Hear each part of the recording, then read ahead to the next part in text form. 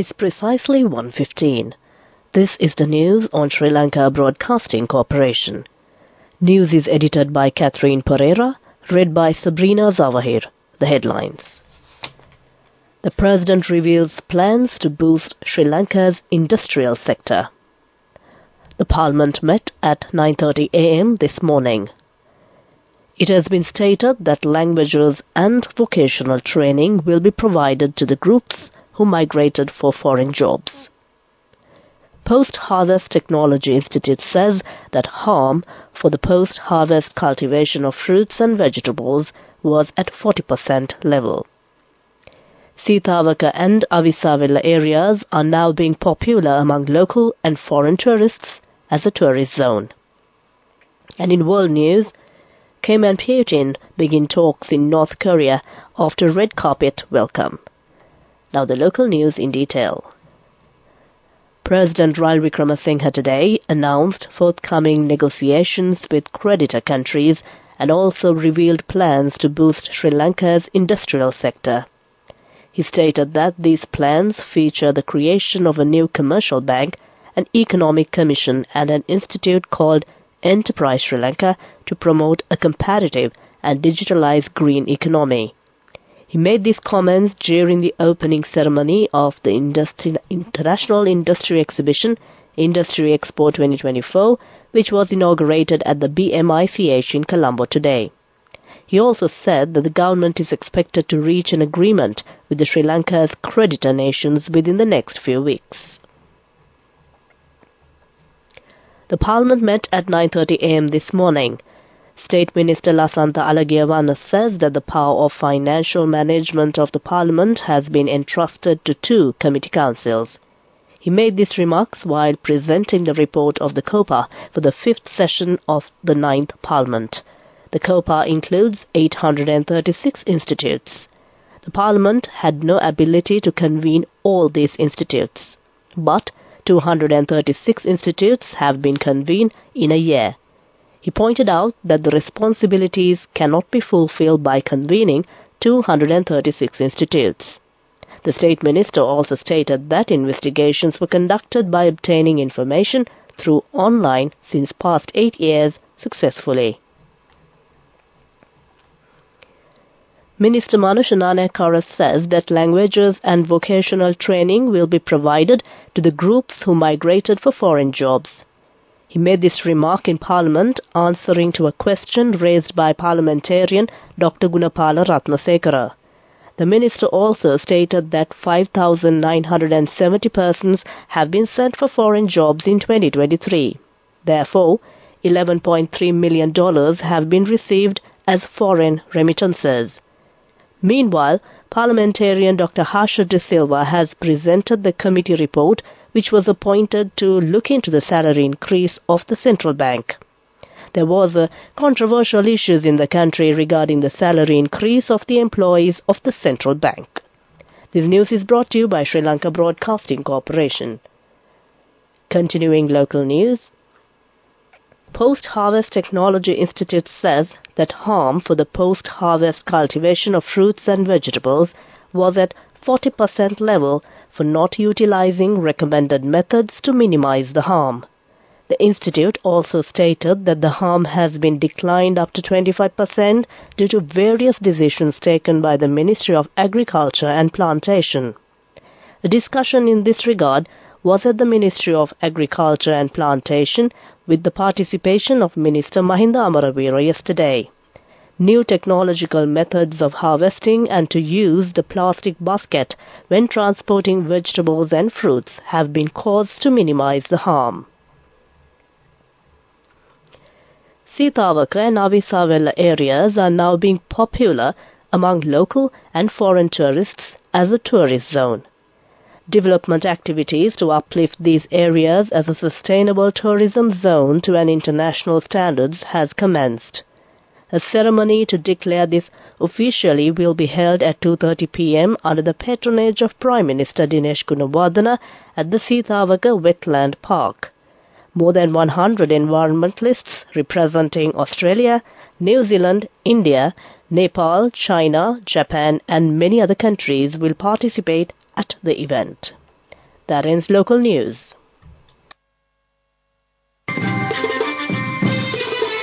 The main news story is brought to you by Sinhala Mahatmya.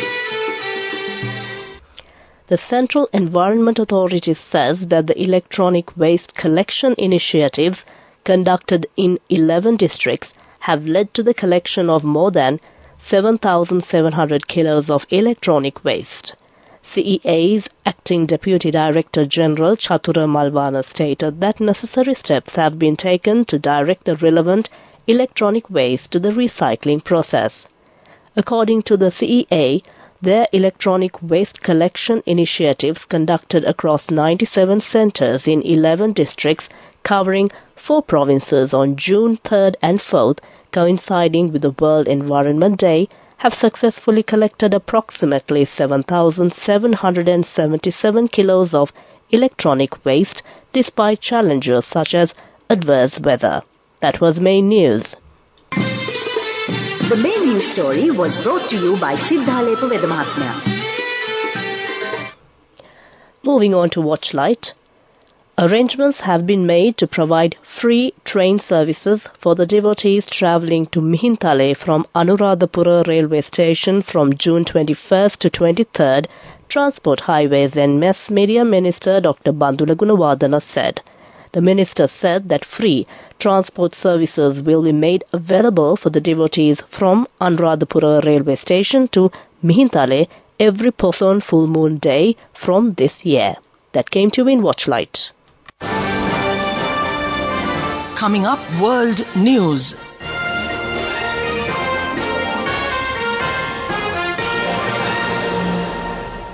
Taking a look at the headlines of the world news, Kim and Putin begin talks in North Korea after red carpet welcome. Deadly blaze breaks out at ammunition depot in Chad. Israel war on Gaza live. Fate of hundreds of Gaza health workers unknown. Now the world news in detail. Russian President Vladimir Putin has begun talks with Kim Jong-un after arriving in Pyongyang overnight. The red carpet welcome for Putin has included roses, waving crowds and a welcome salvo at a grand military parade. A photo, 90 minutes of talks and a tea party are on today's 9-hour-long schedule. The two leaders have met in September in Russia, but this is Putin's first to North Korea in 24 years. The US and South Korea have accused the North of supplying Russia with artillery and other equipment, likely in exchange for food and military aid. Both countries denied the existence of an arms deal but vowed last year to strengthen military ties. People have been killed and injured after a huge fire broke out at an ammunition depot in Chad, causing major explosions, senior government ministers have said. Foreign Minister Kalamala Abdul Rahman said the blaze happened at a military depot in Guji in Ejaman area. President Mohammad Idris Deby sent his condolences to the victims and their families without specifying the number of casualties. Video footage, which has not been verified by the BBC, shows blasts lighting up the night sky. Witnesses said they could be heard miles away. Journalists working for AFP news agency said the blaze caused weapons to fire into the air. Gaza officials demand Israel release 310 health workers who have been subjected to torture and call for an international investigation to reveal the fate of dozens of Palestinian health personnel whom it says Israeli forces have kidnapped from Gaza's health facilities. The call comes amid reports that Dr. Aid al-Ratnisi, 53, the head of women's section of Kamal Adwan Hospital in northern Gaza city of Beit Lahia, died during the interrogation in an Israeli prison in November. There has been a drastic drop of 8 floors to the south of Gaza in recent weeks, causing panic and starvation, says UN spokesperson Farhan Haq. That ends World News. Prior to concluding, the headlines of the World News once again. Kim and Putin begins talks in North Korea after red carpet welcome. deadly blaze breaks out at ammunition depot in Chad. Israel war on Gaza live, fate of hundreds of Gaza health workers unknown. That ends World News. Development News. State Minister Sisira Jayakodi announces that the halted internship training for Ayurveda graduates, which was delayed due to the ongoing crisis, has recommenced. He highlights that the internship program offers a monthly payment of 67,500 rupees. The government has allocated 320 million rupees for this initiative. That was Development News. Moving on with sports news. Kavisha Dilhari's all-round show pawed Sri Lanka to the ODI series victory against the West Indies after 16 years. The Sri Lankan women's team, led by skipper Chamari Atopattu, clinched the first ODI comprehensively by 6 wickets and 95 balls to spare. Sugandhika Kumari and Kavisha Dilhari picked up 3 wickets each before Sri Lankan top order cruised through the run chase to seal the game comprehensively by 6 wickets to go 1-0 up in the 3-match ODI series. That was Sports News. Go ekak thiyana youth eකට life එකේ change එකට නියමෙට set වෙන්න ඇස් වහගෙන දැකපු හින හැබැ කරන්න youth එකට නියමෙට set වෙන්න friendship එක මෙන්න. The all-new NSB Ithru Mithru account, NSB IM, a plan for your dream. Business News, sponsored by National Savings Bank, the safest place for your money. KPMG in India is scheduled to host its 31st All India Partners Meet in Colombo, Sri Lanka from tomorrow to the 22nd. The annual meeting of the India firm is one of the largest meets to be hosted in Colombo, with over 600 India partners and their families attending to celebrate achievements for the year gone past and discuss future plans. Several partners from other member firms of the KPMG Global Network will also join this meet. That was Business News.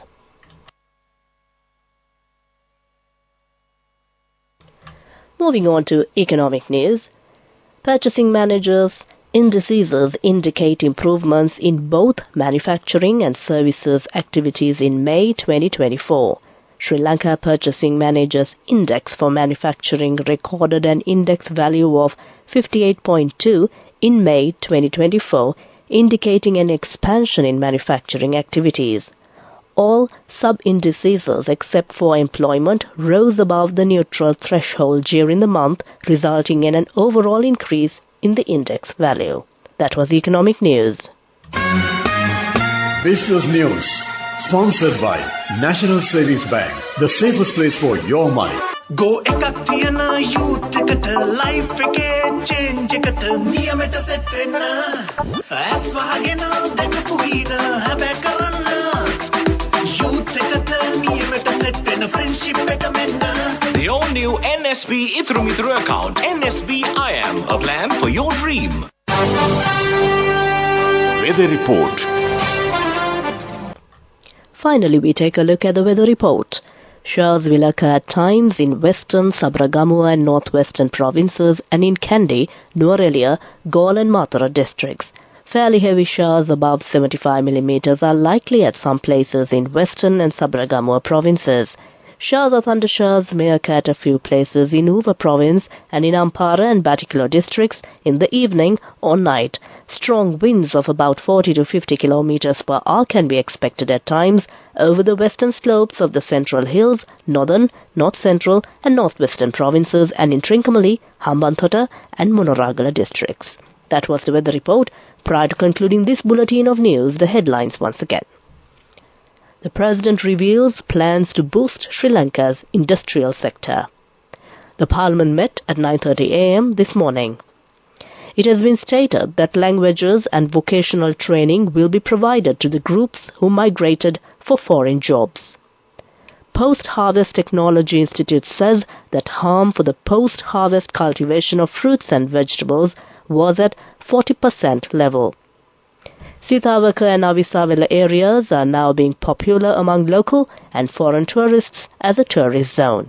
With that, we conclude the news, and over to my friend, and certainly yours, who's all geared up to keep you entertained with a wonderful collection of music. Over to you, Satya.